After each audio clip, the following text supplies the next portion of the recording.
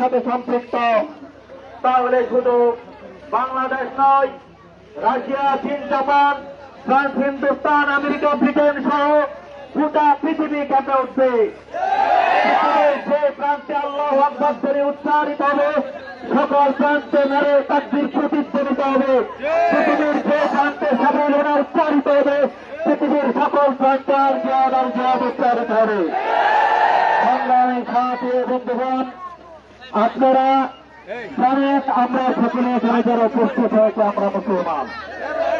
আমাদের কিবলায়ে, আমাদের নবীয়ে, আমাদের কোরআনে, আমাদের মসজিদে আমরা সেদিকে ফিরে নামাজ পড়ি।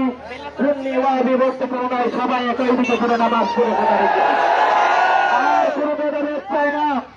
সুন্দর নতুন বাংলাদেশ নির্মাণে ঐক্যবদ্ধ চাই। বিশ্ব নবীর প্রমাণ নয়, শুধু ইসলাম হুঁশিয়ারি দিয়ে বলতে চাই, আগামীর বাংলাদেশ মুসলমানদের বাংলাদেশ, আগামীর বাংলাদেশ আলেমুল আমাদের বাংলাদেশ।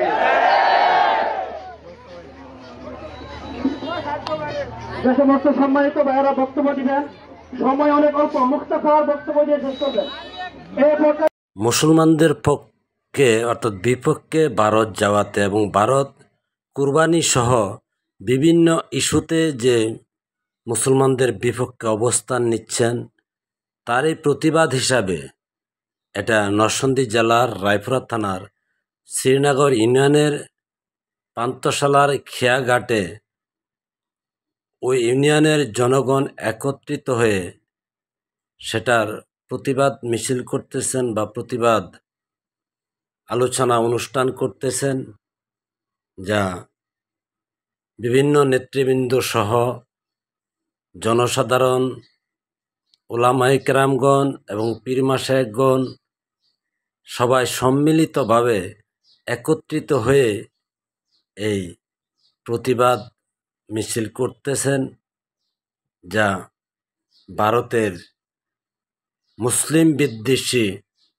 কর্মকাণ্ডের জন্যে যা মুম্বাইয়ে শুরু করেছেন।